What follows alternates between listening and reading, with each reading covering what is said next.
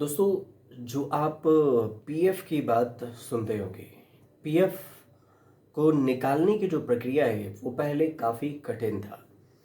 PF क्या होता है, पहले एक बात ये समझिए कि मान के चलिए कि गरीब या मिडिल क्लास के लोग काम करते हैं और उनके पास कुछ पैसे नहीं रहते जमा। इतने पैसे नहीं, इतनी सैलरी नहीं मिलती कि वो जमा कर सके, सेविंग कर सके।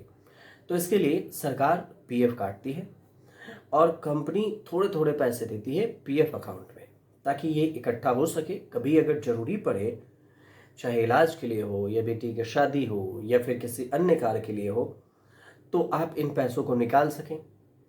और इस पीएफ अकाउंट से पहले ये था कि इसमें पैसे निकालने की जो प्रक्रिया थी वो काफ़ी कठिन थी। लेकिन अब इसमें बिना डॉक्यूमेंट्स जमा किए ही अब पीएफ से पूरा पैसा आप निकाल सकते हैं।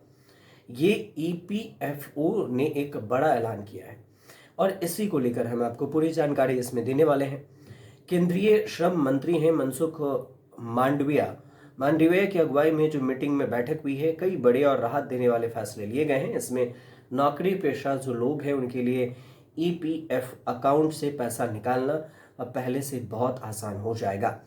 श्रम और रोजगार मंत्री मनसुख मांडविया ने खुद ही सोशल मीडिया प्लेटफॉर्म एक्स पर पोस्ट किया और उन्होंने मीटिंग में जो जानकारी थी उसके बारे में प्रेस रिलीज भी किया और इस पर बताया भी कि ईपीएफ सदस्यों के लिए जीवन को आसान और नियोक्ताओं के लिए कारोबारों को सुगम बनाने की दिशा में काम किया जा रहा है। ये उन्होंने पूरी डिटेल्स में दी है। तो मीटिंग के लिए जो बड़े फैसले हैं उसको पॉइंट बाय पॉइंट समझते हैं ताकि आप आसानी से समझ सकें।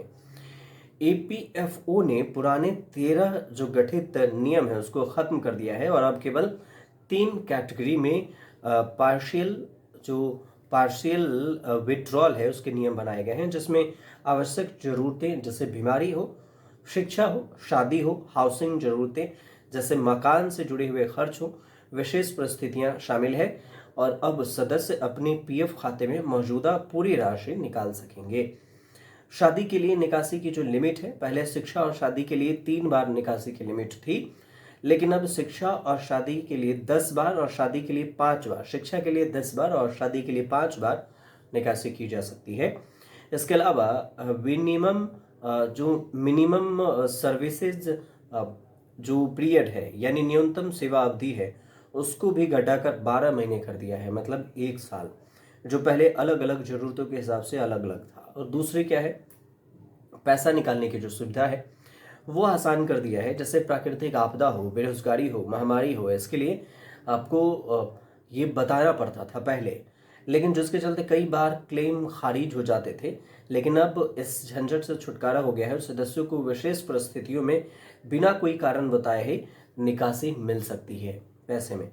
25% मिनिमम इसकी लिमिट, जिसमें ईएफओ ने यह सुनिश्चित किया है कि सदस्यों के खाते में हमेशा 25% राशि मिनिमम बैलेंस के तौर पर रहे, जिससे सदस्यों को 8.25% के ब्याज दर और चक्रवृद्धि ब्याज यानी कंपाउंड इंटरेस्ट का फायदा रहेगा।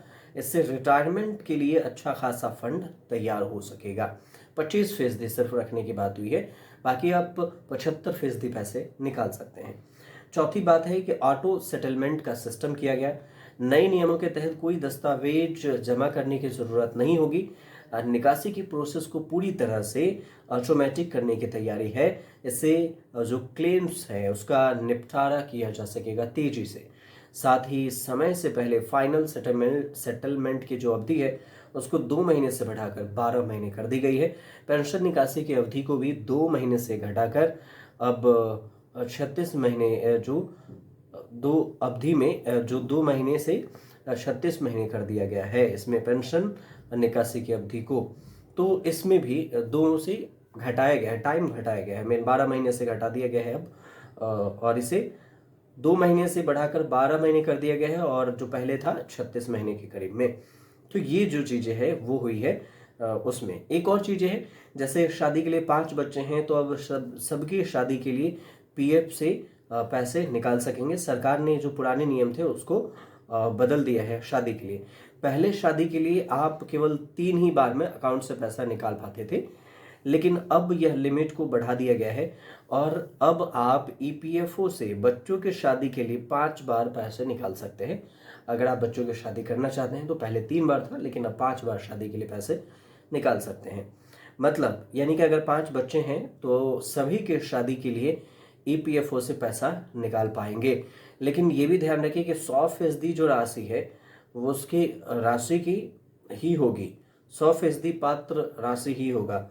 उदाहरण से अगर मान लीजिए कि 1 लाख रुपए आपके अकाउंट में है तो आप 25% रकम अनिवार्य रूप से उसमें रखेंगे। 75% जो अकाउंट है यानी 75,000 रुपये वो आप विड्रॉ कर सकते हैं और इस 75,000 रुपये को निकाल सकते हैं। नौकरी छूटने पर भी आप 75,000 रुपये निकाल 75%, एग्जाम्पल से अगर 1 लाख है तो 75,000 रुपये निकाला जा सकता है।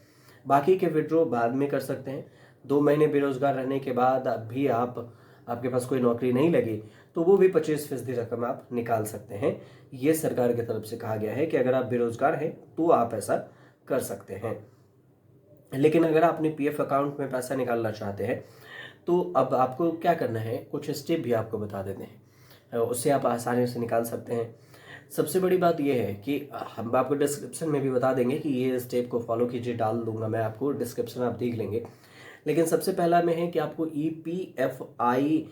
जो EPFindia.gov.in पर जाना होगा। इसमें अनफाइल्ड पोर्टल है, इस पर क्लिक करेंगे और इसके बाद दूसरे नंबर पर UAN नंबर डालना होता है, पासवर्ड कैप्चा कोड डालना पड़ेगा। UAN नंबर होता है यूनिवर्सल अकाउंट नंबर, जो आपको कंपनी की तरफ से दी जाती है। चौथा जो स्टेप है, तीसरा स्टेप है ऑनलाइन सर्विसेज टैब पर आपको क्लिक करना है। क्लेम फॉर्म 31/31/19 या 10C, इस पर अपने हिसाब से आप देख लीजिए कि आप किस में सुटेबल हैं और इस हिसाब से आप यहाँ पर क्लिक कीजिएगा। चौथा है कि अपने बैंक जानकारी का डिटेल्स आएगा और उसके बाद आपको इस डिटेल्स पर क्लिक करने हैं लिंक पर। प्रोसेस के लिए ऑनलाइन क्लेम पर क्लिक करना होगा और ड्रॉप डाउन से जब आप देखेंगे ऊपर में ड्रॉप डाउन मेन्यू होता है तो यहाँ पर आपको पीएफ एडवांस में फॉर्म 31 को चुनना होगा और अपनी निकासी का कारण बताना होगा और फिर राशि भर देनी होगी और आवेदन को सबमिट करना होगा। और फिर आपका आधार, बैंक और पैन का जो डिटेल्स है वो सही से वेरीफाइड कर लीजिए।